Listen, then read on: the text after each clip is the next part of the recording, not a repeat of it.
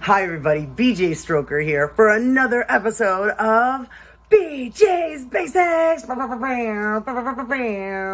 I am so incredibly excited for this episode. We have an incredible guest who is going to give us some amazing information on wigs. It is my drag mother, the one and only Shea D.Ladie. Oh my god, thank you. Oh my god, how are you doing, mother? Thank you so much for doing this. So, excited. Oh my god, we're gonna learn so much because I know jack diddly squat about wigs. Hence why I'm always teasing this thing. So in today's episode, we're really gonna go through the basics, right? Because I'm sure it can be daunting to want to buy a wig. That's why I haven't bought one, because I'm like, I don't know what the hell to do with that. Shea can. By the way, Shea also has Shady Designs. So definitely make sure you check them out. What's the Instagram handle on that one? Shea D.Designs. So it's like Shea Designs, but with a period between the D and the E. Period. Yeah. And you can see some of Shay's work. It's absolutely incredible. But today we're going to really just talk about the basics so that, you know, all of us that have been wanting to try a wig but is like scared out of their mind, we can get some steps to, you know, dip a toe. So, Shea, so when you're a brand new performer, and certainly pull from experience if you need to, when you're going to buy that first wig, it's, to me, scary. So what are some basic things to look for as someone who is brand new, doesn't know anything, and I want to get a decent wig to work with? What are some tips? So some things that I like to look for whenever I look for a wig is like if it has like a good amount of lace on it.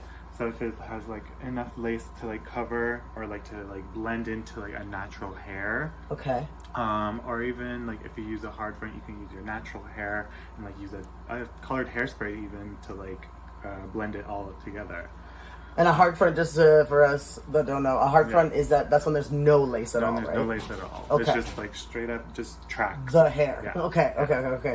And then where are the in your experience here in Ottawa, what are some good places to go to look for wigs? Some places I would like to go is like Mama C's on Saint Laurent Boulevard, I believe. There's also Chloe's. I'm not sure if I'm pronouncing it properly. Sponsor us anyway. Yeah, please. But yeah, I'd like to go there, or I usually order online as well. Usually from Amazon is really nice, but you have to be very selective on there because some of them are a little bit cheaper of a quality of hair. Read the reviews. Yes, read the Always reviews. read the Always reviews. read the reviews. But I would definitely say Webster Wigs is probably one of my favorite online stores. It's just good density, good like thickness in hair. They also have different styles. I'm not sure where this wig came from. This is someone else's wig. This is going to be an example for later. But yeah, I would definitely say like the density you want to look for, if it's like thick enough, just because after you brush it for a while, you will lose some of that density because of the breakage of the hair with like taking out the knots and everything like that. So I never even thought about that, but yeah, it makes sense that it's going to shed. Yeah, like then the more time, and then the more times you get it restyled, and like the more teasing that's in it, the more hair you're going to lose when you get it back to restyle it. Okay. So speaking of styling, so you know we take a chance, we buy a wig. What are some other tools that you feel are smart to have when you want to think about styling a wig? Well, when styling, I like to have 3 different kinds of brushes. So I like to have these here. So this one is very like a open. Sorry, it's very gross and dirty right now.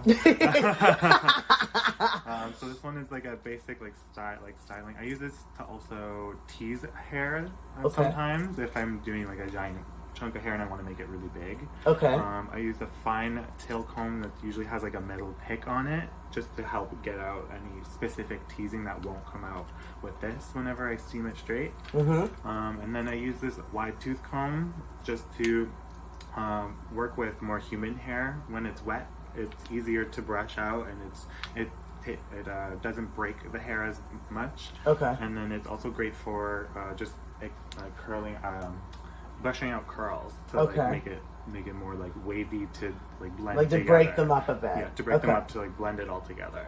Okay. And it's also great for like topping and like smoothing out the top. Okay. Like that. Like a finishing comb almost. Yeah. Okay. So, you know, when you want to get started, you know, obviously the goal is to get a wig stand and a wig head with the pins. Yeah. When you first started doing wigs, did you have this setup? I didn't have this specific setup. I had one of the table clamps that you usually get when you order a wig head. Okay. This is a canvas wig head. I got it from I got it from Amazon actually. Okay. This is a 23-inch head, so it's just basically it has a 23-inch diameter, and there's different size heads for different. Oh, of course, just like a body bust. Yeah, of course, just like a mannequin would. So you should measure your head. Yes. Yeah. Yeah. Okay. It also depends on the style that you're doing. So like, if you do a bigger head, you'd want it for a updo, just so that it comes down back. It comes down back enough, and then it also is concealing all of the hair that's underneath.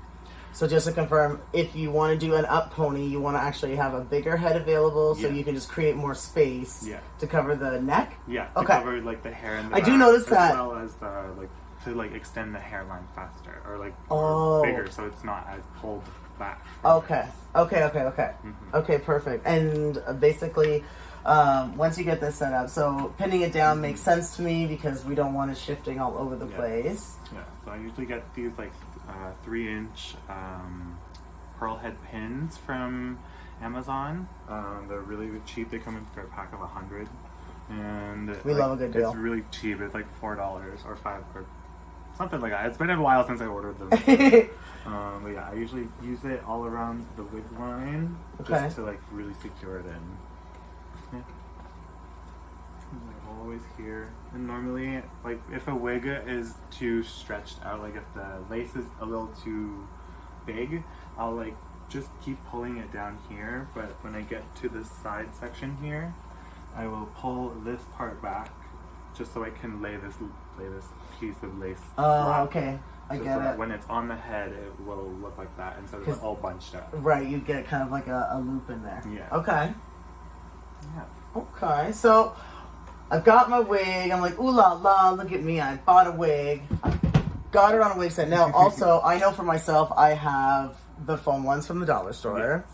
Yes. So, I mean, what I've done to make like hair, like a headpiece or a hat, I stuck my foam head on the end of a mic stand. And it still kind of works. So the goal would be to have this kind of setup so you can have the stability and all that kind of stuff. But you can also do it the dollar store way, like your man BJ. So I've taken it out of the packaging. Oh, look at her. She's glorious. By the way, this wig is absolutely glorious. I don't know if the camera's giving it justice, but there are so many colors in this. It's so beautiful. It's really pretty. So what should I start with? I take it out of the package. I've got it on my wig stand. What should I do to start? Well, for this one, since it's already been used and we already have like some knotting, we're gonna want to like detangle it and take that out. So I usually turn it around on the stand, and what I'm gonna do is kind of separate it layer by layer, and I usually start at the bottom just so it's easier to brush out. Okay. And then from here, I try and find like an open space because there's like quite a bit of tangles, but I try to find at least an open section where there's. I see what you mean. But I can also understand why that gets more teased because it's on the back of your neck and that's where you're turning and, you know, serving. Yeah. Usually, sometimes if it's a little too tangled and knotted, I'll grab the end of this rat tail comb and just pull it out like that. It's like kind of just like picking at it and like going lower. Yeah, and lower. Which makes sense because like you don't want to be pulling it all out. So with that in mind, you were mentioning human hair, and obviously there's synthetic wigs. Yes. So what are the biggest differences of working with those? Well, one of the biggest differences is definitely using hot tools and different in differences. Yeah. from using it. With human hair, you can go as hot as you can with the hot tools and get it to look very natural and flowy. Okay. Better with this, you have to use the lowest setting, and sometimes even the lowest setting will still melt the synthetic hair. You can melt your hair. You can melt it. Oh, okay. Like, you can even, there's a thing called micro perming, micro teasing. And that's when you grab a crimping iron, and then you even like go straight to the root and you melt it there, because then it keeps that kind of buoyancy. Okay. Yeah. So you can use it to your advantage if necessary. Yeah. What are some other differences? I'd say like definitely like the upkeep, the washing, and obviously the detangling. With human hair, you tend to like not use as much of the teasing as much as you would for synthetic, because synthetic can really take it when you're really going like rough with it to make it really big. But with human, it gives it getting really rough with it and making it really big. I did not say this. Okay, so no, that makes sense. But you also there's quite a bit of a difference in price, right? Yeah. Human versus synthetic. Definitely. What's usually sort of what would be like a reasonable price for a synthetic wig, and what's a reasonable price for a human wig? I would say a reasonable price for a synthetic would be $80 to $140, and that's usually depending on the density. Okay. And also like shipping charges if that's in that case, if you don't have like Amazon Prime or anything. Okay. Sponsor us, Amazon Prime, please. Yeah.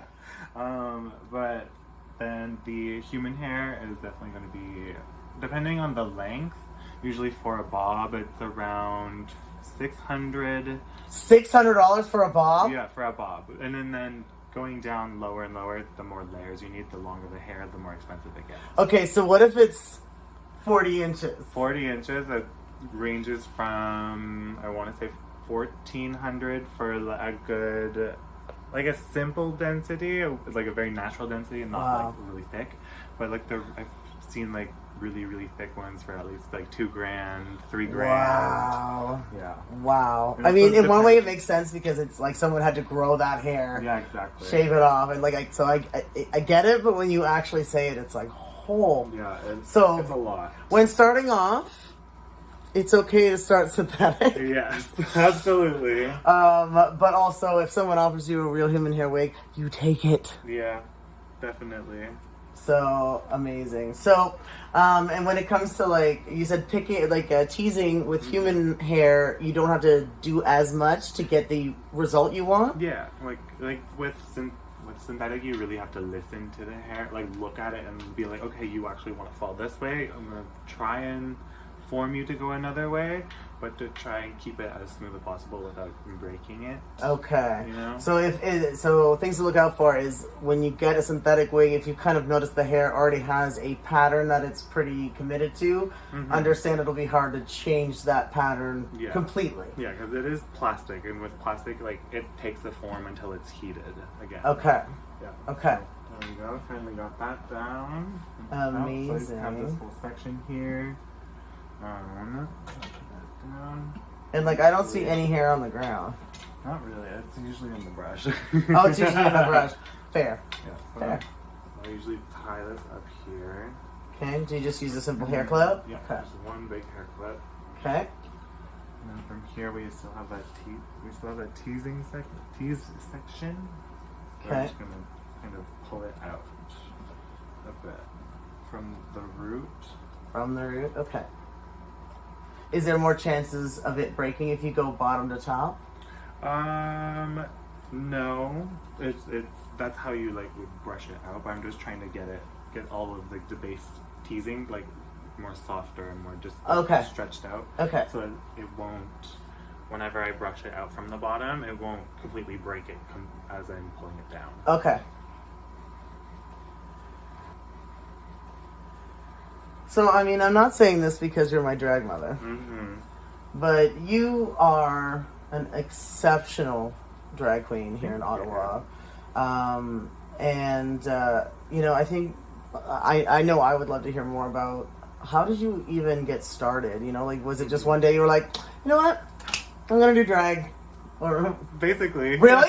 Pretty much. Was there something you watched or heard? Like, what triggered it? I remember I was in grade 12, grade 13. Okay. I think for my extra year in high school. Your OAC? Yeah. So, yeah, I stayed the extra year, and then I ended up watching Drag Race for the first time. And I think I was like starting out with makeup and like really like exploring my queer identity. Yeah. When I was like that age, I was like 17. And then I started collecting makeup, and then with that I wanted to explore more. Yeah. And so then I started watching, I found Drag Race, and then I was like, okay, this looks really fun, because when I was younger, I would always sneak into my mom's like closet and put on her heels and like just strut around in them when I'm like 7 years old or 6 years old when this was happening. And like I would put shirts on my head and act like it was hair. And like do it a little ponytail. Yes. It was really cute. Yes. Was oh really my god, cute. I'm living for this. Yeah. And then, do you remember your first drag performance? Oh yeah, it was September 5th, 2018. Okay. At the U Ottawa Frosh Week.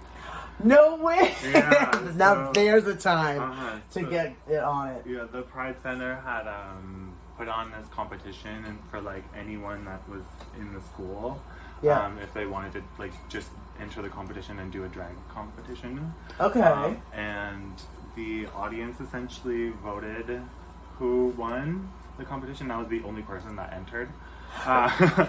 But not because like nobody else entered, but because everyone else showed up back to school a little too like later than the actual date, because it was on the Wednesday. Okay. People were coming back the Thursday, the Friday of Frosh Week. Okay. Because it was all just like introduction classes, just like this is the syllabus. So this is the syllabus. This is the when syllabus. Everything is. But yeah. That's amazing. Was there any sort of drag influences that really helped you figure out your? I always kind of say like someone's persona, character, like or your your aesthetic. Come on, lexicon. Come on. I would definitely say my aesthetic is very like derived from when I first found Drag Race. The very first season I watched was RuPaul's Drag Race season 9. Okay. So that one that's where I got my name Shea from Shea D.Ladie, who I drew really big inspiration from, because she's like so fierce and like so fierce. Like, she's like everything. And that's where I got Shea for like Shea D.Ladie. Which, let's be real, that is such a good name, and the fact that it wasn't already a name in Ottawa, like that kills me. It's kind of like when Slay Moi. I was like, that is such a great. No one's done that. Slay. No one's Slay.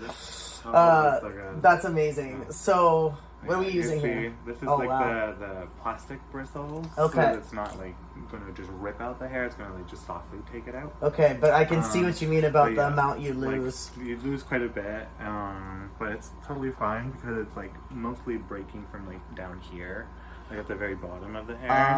Okay.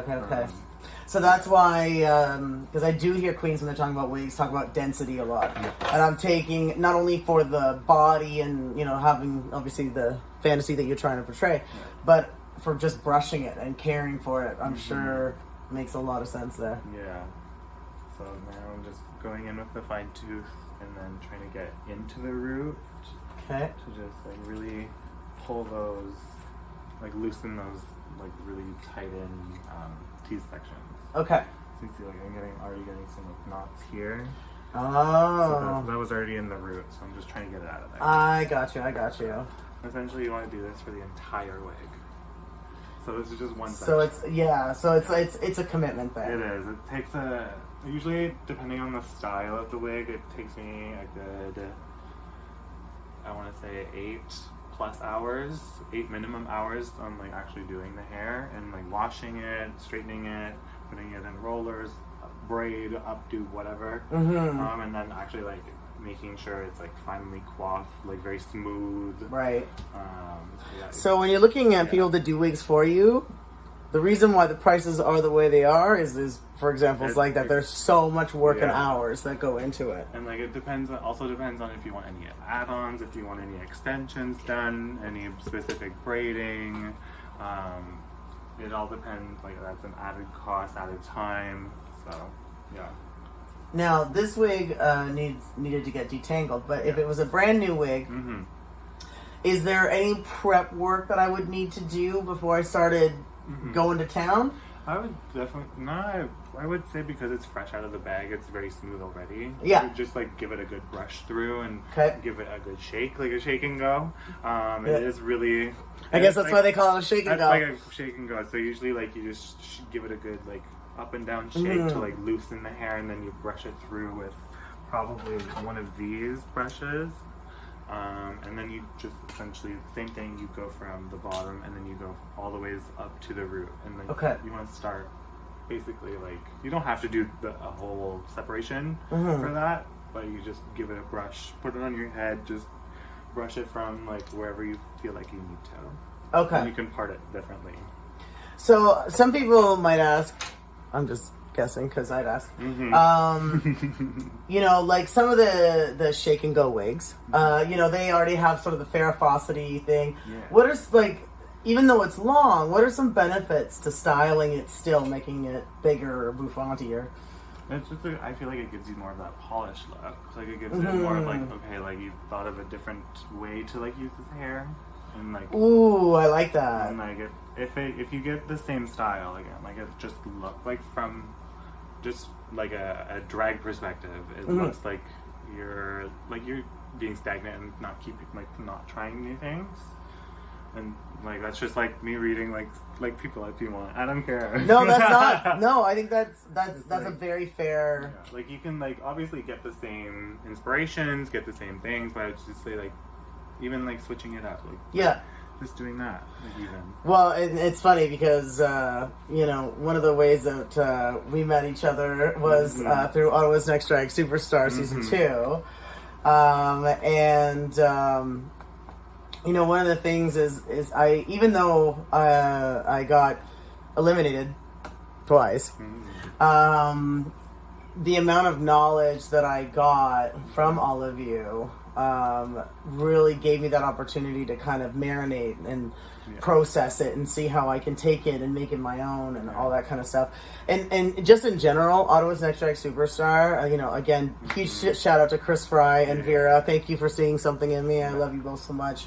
But and me. Obviously. Like each week we had a different theme, a different concept, like some things that I was like, there's no way I can do that. Nope. And then all of a sudden I'm like, oh, guess I can. So that kind of translates to everything in life, including wigs. You know, like go for it. Try some fun things, and hopefully you're with a wig right now and having some fun with us. So that'd be great. So this should be entangled enough. Okay. What I'm gonna do, I'm gonna reach behind you actually.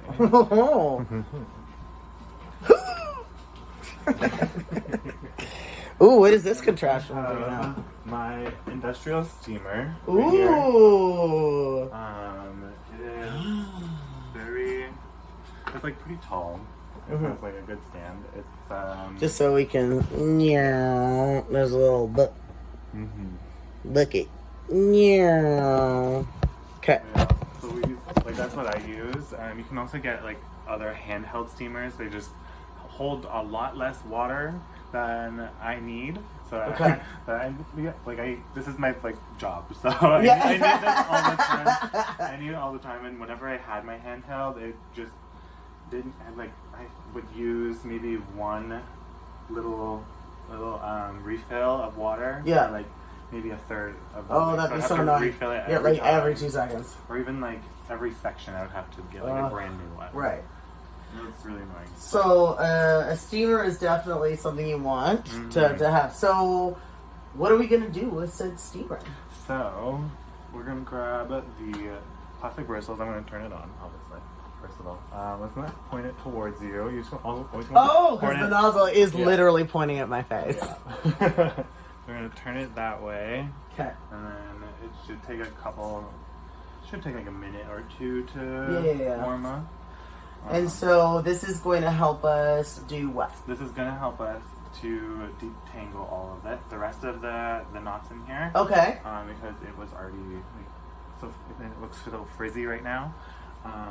But it's going to help us straighten the hair and make it nice and smooth again. Just to get it all unison and like just one straight texture. So if it was wavy hair, would that straighten it, or do you need an? Yeah. Okay. Yeah, you would for synthetic hair you'd need definitely steam is the best to really get into the knots and really like smooth it out. Okay. But with after that you can use a curling iron on this just at a low temperature. So we don't melt it. Yeah. Okay. But I personally prefer to use plastic rollers like this. Okay. And, you can also get other ones that are wire mesh, and like they look like this. Ooh. And then with that, I have my. Are those the fuzzy ones? No. No. I'm from the age where they had they were like Velcro. Oh. So yeah, sure you rolled your hair in it, but getting it out was an absolute nightmare. Yeah. And then I have all of my pearl head pins here. Okay. Ooh. Yeah. Ah. Yeah. But after it's completely straightened, you can put it in the rollers, which we'll do in a second. Whilst we're waiting for that second, here's a dancing interlude. That's not done. Oh shit. Okay, that's staying in. Dance break.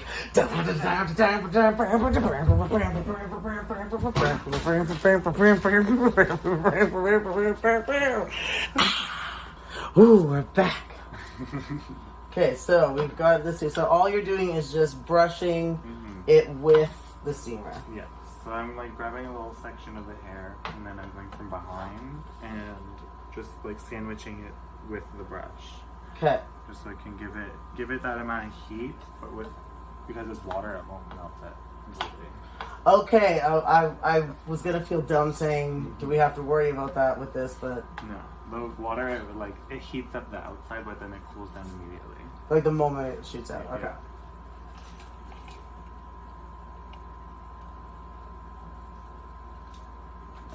Oh, it's crazy how immediate it is. Essentially, like with this, I like to wiggle, so then it like gets the hair underneath. Yeah, and you can work on those cheese balls. A little pressure, yeah. Okay. Cheese balls. Cheese balls. And then usually after that, I'll go in with the fine tooth and then rake it through to get those other knots that are still out. Okay. While you're doing that, you're speaking of polished and all that we were talking about that earlier. It's one thing I love about your drag. Like, you literally are perfection. Like, all the time. I've never seen you have a bad day. And we always talk on here about how, especially if you're first starting out, please don't compare yourself to someone who's been doing it for years and years and years and years and years. Yeah. But one question I do ask, oh my gosh, so far is kind of like, if you are thinking about starting drag, what are some tips or things to think about when you're sort of developing your persona, character, aesthetic, whatever the case might be? I would say, definitely, you're allowed to draw inspiration from people, but don't flat out copy. Yes. That's one of the biggest things. It's like, people love something and then love it so much that they just stick to the one thing, and but from that one thing, it won't necessarily get you anywhere. You need to, as a drag artist, you need to have an open repertoire, whether that be your makeup or your hair or even your performance style. Right. Try to be a bit more versatile in everything that you do. That actually is some really good advice. Is especially if you're the type of performer that's really wanting, bookings, the more that you can show your versatility, the more people will consider you for their show, because they know that you can do all sorts of things, not just the one thing. Exactly. Yeah. So this might be a silly question. Can you get the hair too wet? No. No? Okay. No, it's just like it keeps it nice and hot. Okay. And then it like helps it with brushing it through.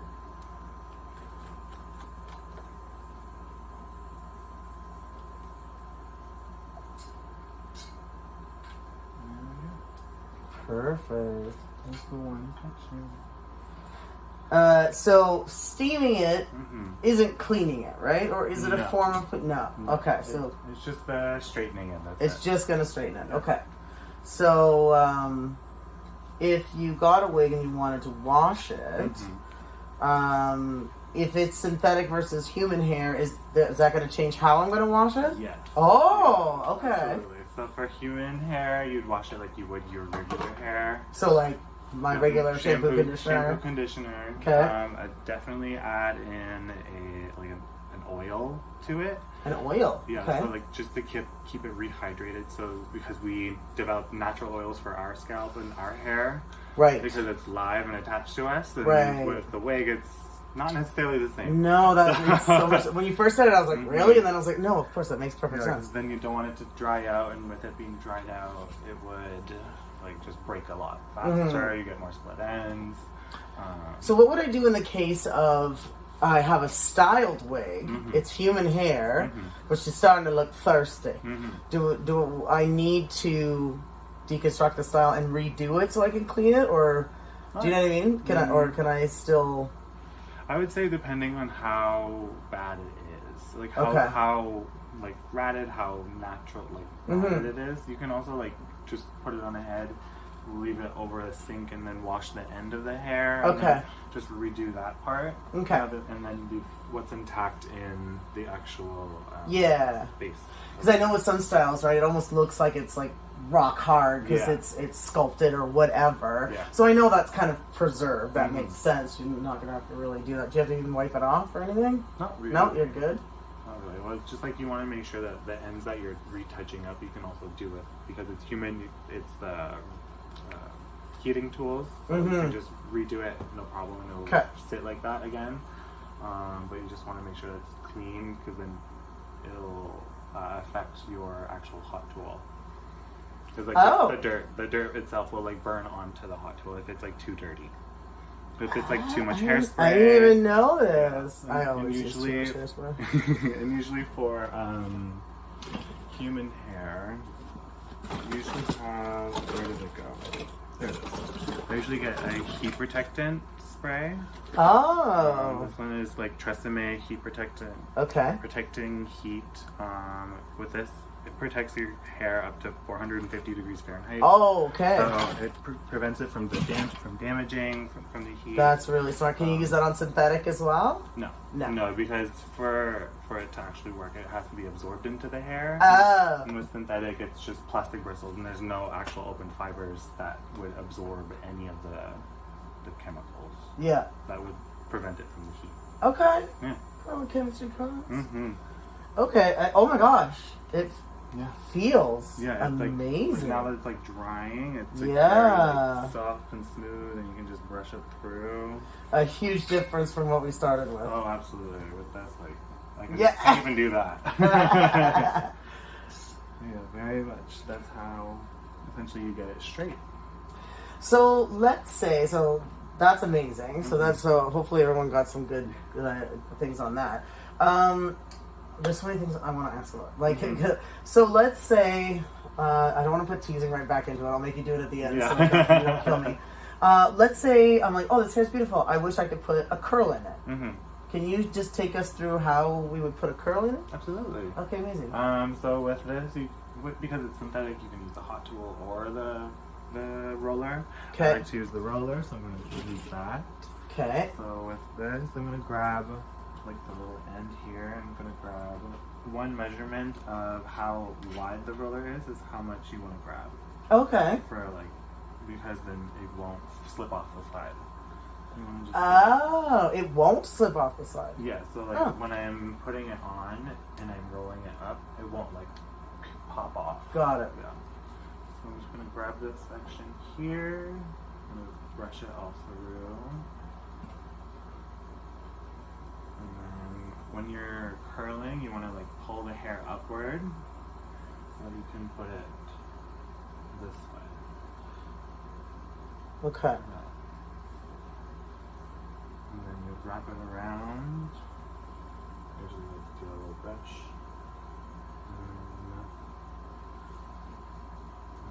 And you just roll it up. Try to make sure that this little section here is still flat. Or else you don't, or else the hair will like fling some other way if it's like pushed a different way on the. Okay. Okay. Here I usually like line up the holes on the side. I'm not saying these things. I would just like to point out. And then I grab 2 of my pins, go through it. Oh. You literally just stab it right through. Yeah. Okay, and then. And essentially, you do this for the entire hair, or like whatever section you want curled. Okay, and then will it truly just dry and curl, or do you need to do something to it? Not yet. So we have to use the steamer. Oh, back to Mr. Steamer. Okay. Here, do you want to? We can even get a little bit closer so people can see what you're doing here. Oh, that's way better. Yeah, that's there. It's hard to see the roller because it's the same color as. It's right there. Yeah.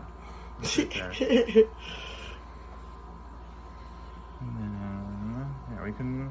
I'll do the same thing on the other side. Yeah. Here, let me get out of the way. Now it's Shady's Basics. Oh my God. You can stay in. Pretty sure you can stay in frame.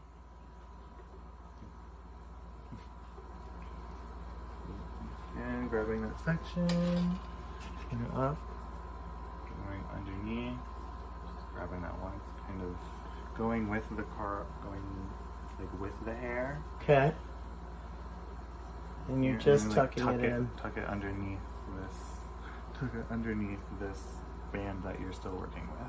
Okay. Push. That.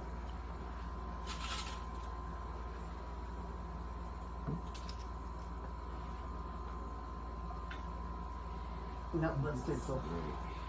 Oh, there.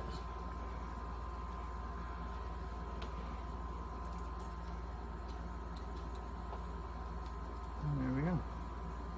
So they're nice and pinned in. Okay. Yeah, do this for the rest of the hair, whatever section. How much hair? I always wonder because, like, so I know when I just comb out my hair, I usually make it too thick. What? Yeah. How thick? I usually use the thickness of the actual roller of like how much hair I'm grabbing on the wig. Oh, so, like, okay. So not only are you measuring this way, you're also measuring that way. Yeah. So like I'm using width-wise and that way on the rollers. Okay. Depending on the size, you'd need a different amount. Okay. But now that we have those pinned in, we can take our hot steamer. Usually, depending on the style, if it's all over the head, you can put a plastic bag over it and kind of just put the heat underneath it, and then it'll just like kind of do like a kind of like the thing at the hairdresser. Yeah, yeah. Like a perm, a kind of permit. All the hairdressers in the world are losing their minds. Like, it's called like this thing. I have no idea. Sorry. I'm not. But for this, like, you can leave it just right here on the outside, and it'll just heat it up. And then if it's all over the wig, you can do like certain sections. The longer you leave it, the more curl it's going to take. Okay. But the less heat that you apply to it, the more it's going to be like droopy.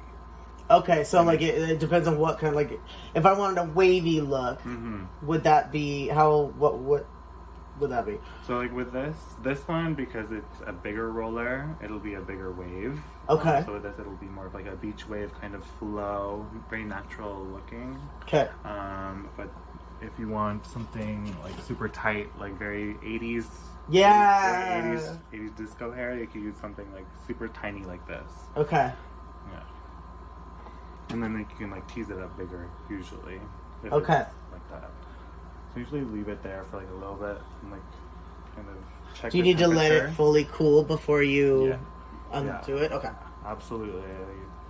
Because if you take it out and it's still hot, it still has time to cool and set into that pole. The drooped part. Yeah. Okay.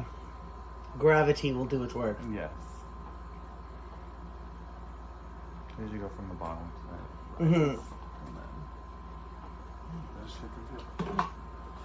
And then, whilst that's cooling, yeah. your makeup is so friggin' good. Like, it's so good.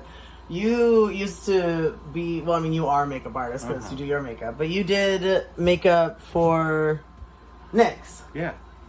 Please sponsor me, NYX. Please. And send me some PR. Yes, I don't work for you anymore.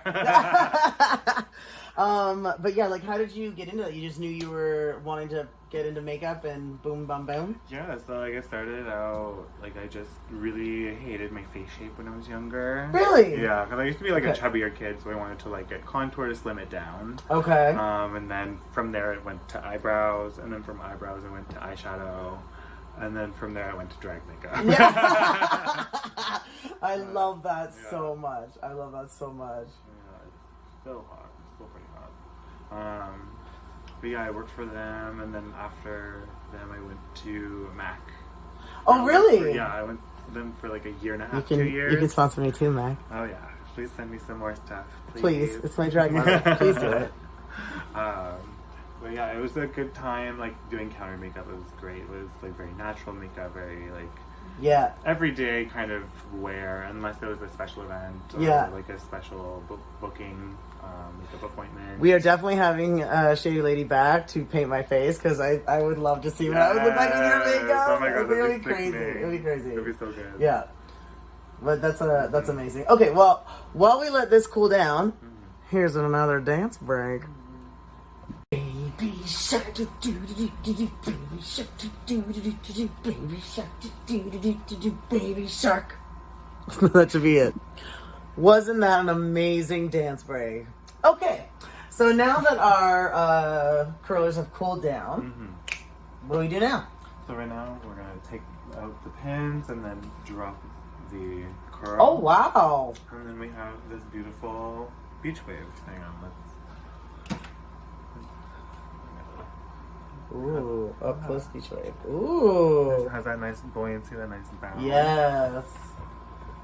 So we can just leave that there for now, put the pins away, and grab the other one. And would we, like, I know we're not going to hairspray this wig because it's someone else's wig. Yeah. But is this where you would normally spray the bejesus out of it with hairspray, or do you wait? Not yet. Not yet? Because okay. We see, like, right underneath, it has a bit of that same curl pattern at the very base. Oh, so okay, we want to kind of brush it out and blend it together. So since we curled it upwards, we're gonna brush it upwards.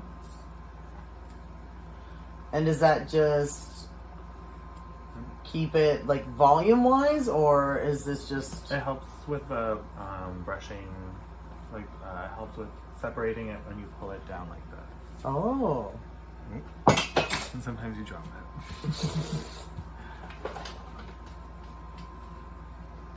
Because rather than like going straight in from like a section like this, you can just like create lots of knots eventually, but we don't want that.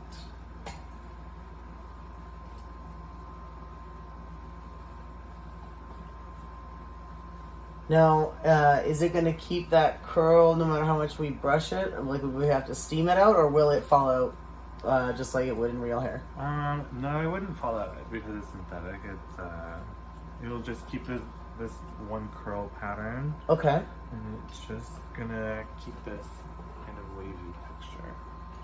Okay, so basically if you want this kind of pattern, you want the really big rollers, and then the tighter, the curl, let's just keep going smaller, smaller, smaller. Yeah. Okay. Absolutely. Yeah. That's really pretty.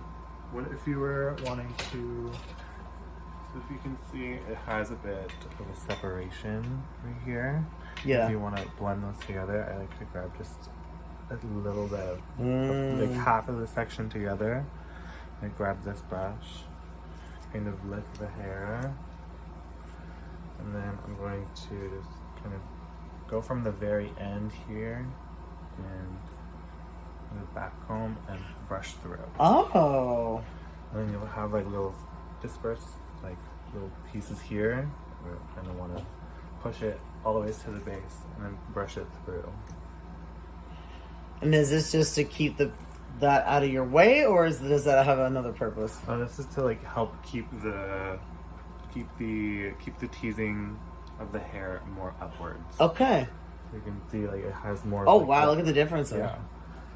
Like right there compared to yeah, that. like that's wild. And normally, because it's like a little bit more ratty down here, you grab the very, very end, grab your hand, pull it as tight as you can. Yeah. There we go. And then just brush the knots out from the very end. And you're going bottom, top, bottom, top. Yeah. And then you inch closer with every stroke. And then with all the teasing that we have right here, I'm just gonna push it in and then kind of smooth it back out one more time. And then we have a tease. Wow. And then from here, you grab your hairspray and then you'd spray for a good 5 seconds. Try and get everywhere, like underneath. And then you also want to kind of fluff out this tease section just to give it more of that unison volume. Yeah. What's the best way? So like once you've styled a wig, what's the best way to transport it to the gig? Or is it just like put your wig on before you leave, or like what's your advice? I usually do that, put it on before I leave and like glue it down and everything. But a good way to like transport it, I like to do just like little baggies, like little Metro bags or like little like or something like that, or even just to keep its shape, putting it on the styrofoam head. Yeah. And just keeping like one or two, like three. I usually keep at least 3 pins in it just to like keep it secure on the head. On the head. Yeah. Okay. Yeah. That's awesome. So if this was the teasing in the down motion, what if I have like a wig and I want to like bring this out? So you can bring this down and go to the front. You can see it already has like some teasing in here that we haven't taken out yet, but we can just add on to it so I can just take it out later. We can grab, if you can see it's like parted right here. This is how it was originally, so I'm going to grab just one big section here.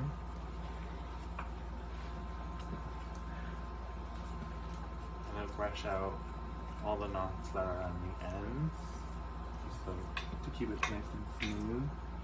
And I usually use like one side of this bristle brush, just to kind of smooth out the front part of the lace.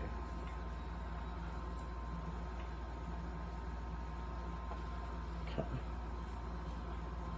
And then from here, I'm going to kind of back comb, pull it down, and then just being very gentle when I'm holding it, like it's...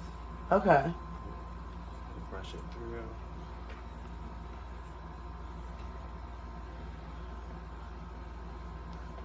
Oh, wow. A bit more volume. I do have to say, I always do love the look when the hair is taken away from the face, because it's hard sometimes when a wig starts covering all the work you're doing, lip syncing, or the amazing makeup that we wish we could be seeing. Have you? Oh, here's a question. Have you ever had a wig fall off? Oh yeah. Oh, yeah. Absolutely. I think it happens to the best of us. No, I remember when I first started, I just like put on a wig cap, put on my wig, and then that was it. Like I like barely didn't know how to glue my wig down at all, or like pin it in properly. Cause like normally now I use duct tape around my head, or like a packing tape around my head. Okay. And then I use bobby pins to like secure it this way. And, okay, like into the tape. Yeah, into the tape.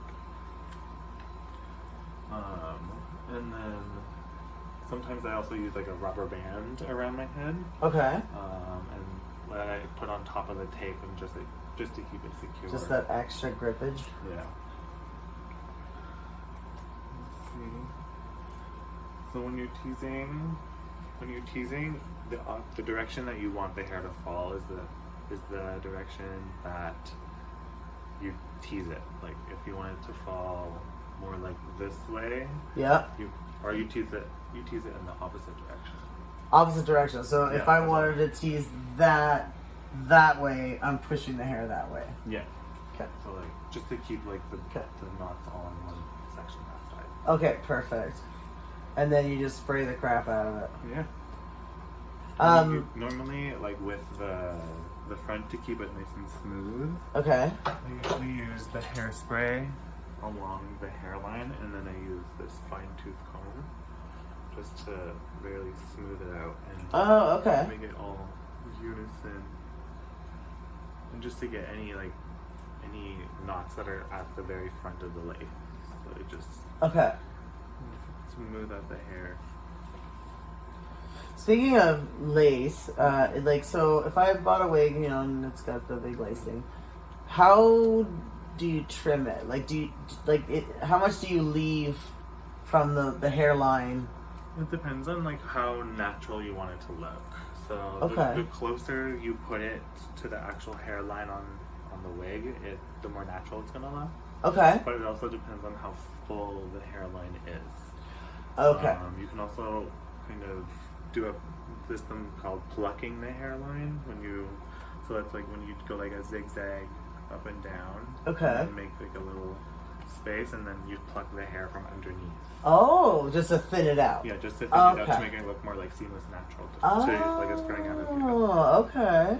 That sounds like a very tedious job. It is. Yeah. It's very, very tedious. And I know earlier we talked about how to wash a human hair wig. Mm-hmm. Once we sprayed this, I wanted to wash it. This is synthetic. Mm-hmm. What would I do differently? So, in order to clean the lace, I would grab like a little bottle of 100% acetone.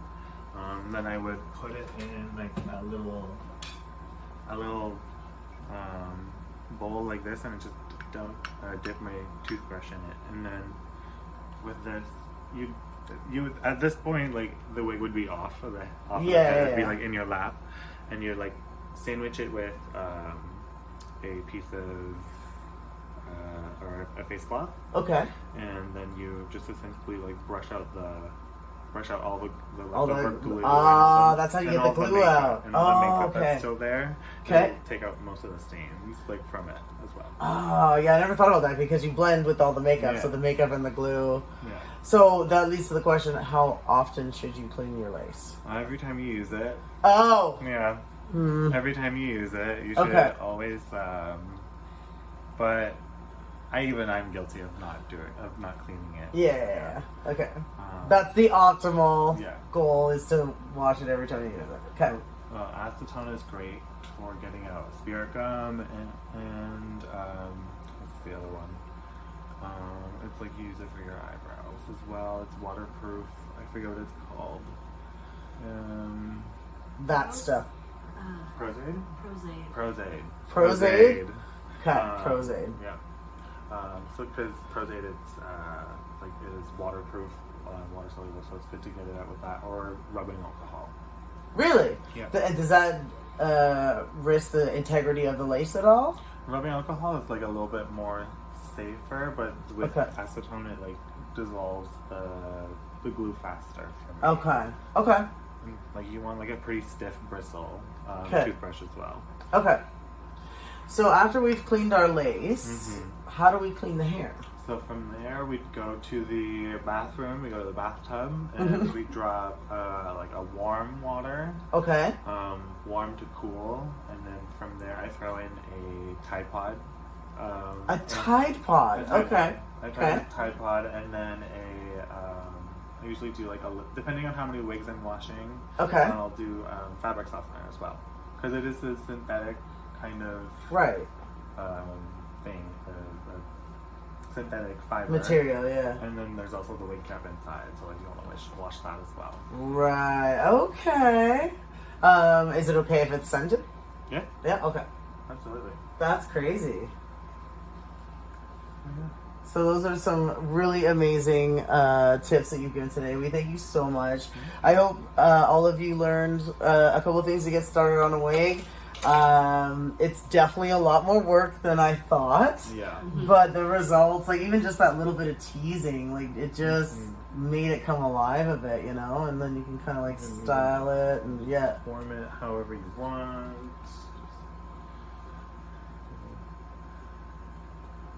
And I mean, got to be that sucker, and like, let's be real, got to be will freeze anything in spot. Definitely, if you want to keep it super smooth, use the got to be, and then go in with a low fan setting on the hair dryer. Okay, heat mode or the cold one? Yeah. Okay. You want to heat it just because it will freeze this and like make it solid. Okay. And that's just to keep this in place. Yeah. And then you also want to be like 8 inches away, like 8 to 12, just to keep the hair safe. Because if you go too close, it will end up being too hot and melting the hair. Gotcha. Yeah, it's happened to me before. We learned this the hard way. Not fun. Yeah. Amazing. Well, thank you so much to Shea D.Ladie for giving us the basics on wigs. I'm definitely going to have you back for a makeup session because I think everyone wants to see that because I know I do. So if you want to follow us on Instagram, you can see our handles right here. Ooh. And if you're not already, please go check out Shady Designs. Here's the handle right here. And we will see you next time on the next episode of BJ's Basics.